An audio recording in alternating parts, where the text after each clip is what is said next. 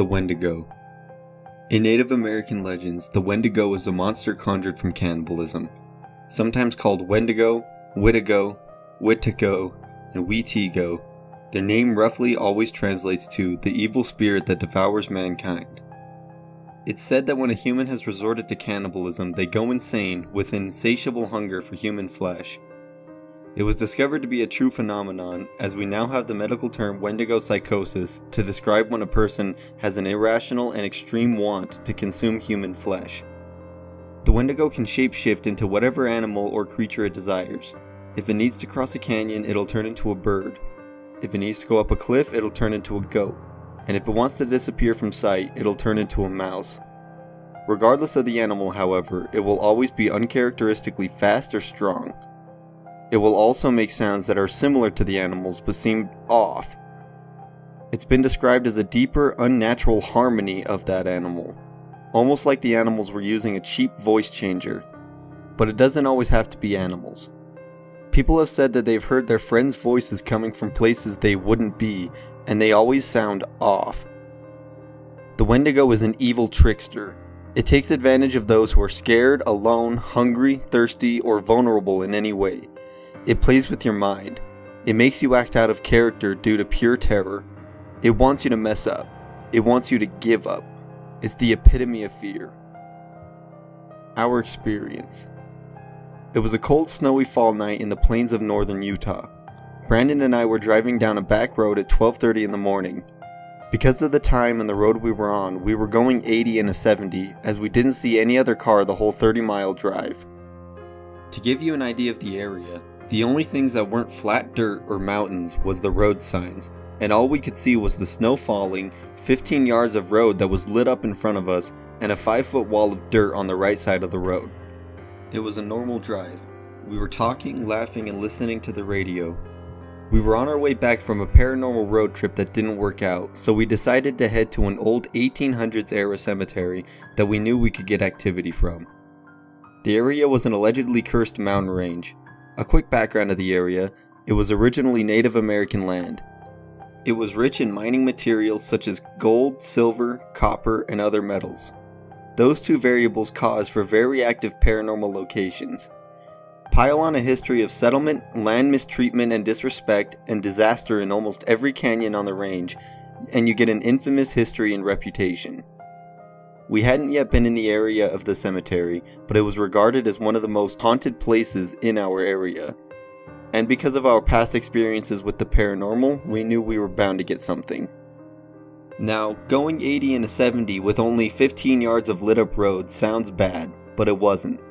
The night was still light enough to be able to see past the edge of the headlights, at least enough to not hit anyone or anything. Brandon was driving at the time, and he is the closest thing to a by-the-book driver that you can find on the road today. Yes, he speeds, but both of his hands were on the wheel, eyes straight ahead, cruise control set, with his foot hovering the brake the whole time. So he's not a bad or distracted driver. I was the passenger, but because of passenger anxiety, I usually pay attention to the road ahead as if I'm driving. We were about halfway to the cemetery. The radio was low and we were talking and joking with each other. I looked out of my window to the mountain range and the night sky. Out of nowhere, I feel Brandon slam on his brakes. I instantly look over to see an unnaturally large, gray creature jump across the entire road.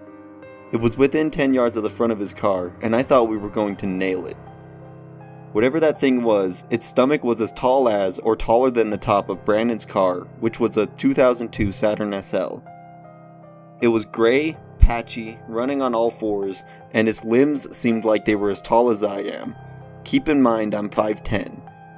Its body was also so much bulkier than any sort of deer, and it moved fast. It was able to come within 10 yards of a car moving 80 miles per hour, and it didn't get hit. It jumped across a 15 to 20 foot road in one leap. For reference, 80 miles per hour is about 40 yards per second. So in order for the creature to come within 10 yards of the car and be able to jump the road, this means that it was able to jump 15 feet in about a quarter of a second. Despite how quickly it was moving, the image of the creature will forever be etched into my brain. Before the car even stopped, my eyes shot straight out my window to try to see what it was and where it went, and what I saw made every single fiber of my body stand on end. I saw nothing. The creature was gone, meaning it had leaped across the road, narrowly dodged the car, and effortlessly cleared the ditch and dirt wall that was on the side of the road, all within the span of maybe 2 seconds. This wasn't a deer. A deer would have been standing or walking in the road, and we would have seen it in time to stop. If a deer had been running across the road, it would have been much slower, and probably would have totaled the car, as we definitely would have hit it. And even if a deer was running across the road, this creature jumped the road. It was also noticeably gray and much, much larger than any deer I've ever seen. As if all that wasn't enough though, it was gone from the side of the road before I could even glance over.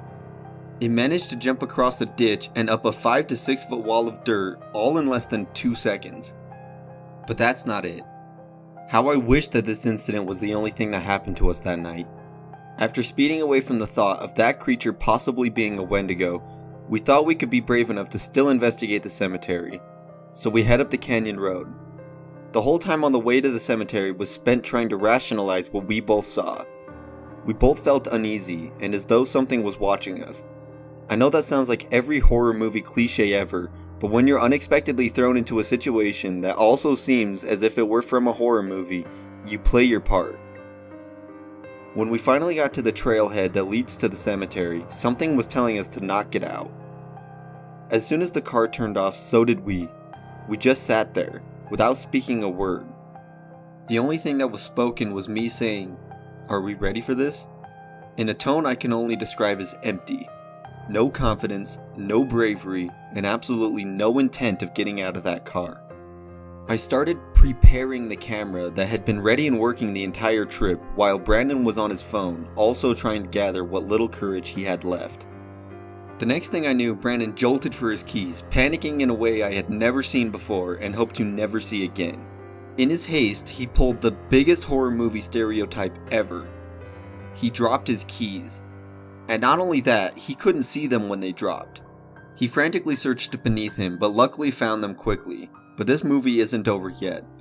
Not only did he struggle with his keys, he dropped them, then picked them up, struggled to find his car key, and then couldn't put it into the ignition. Now, if anything, mine and his hand-eye coordination is above average. We enjoy the outdoors, football, rock climbing, parkour, etc. But if you would have seen just how this scene played out, you would think he's never handled anything but a TV remote. The pure panic, fear, and frustration that was conveyed through his face was enough to have me thinking, this is where we die. And I didn't even see what he saw.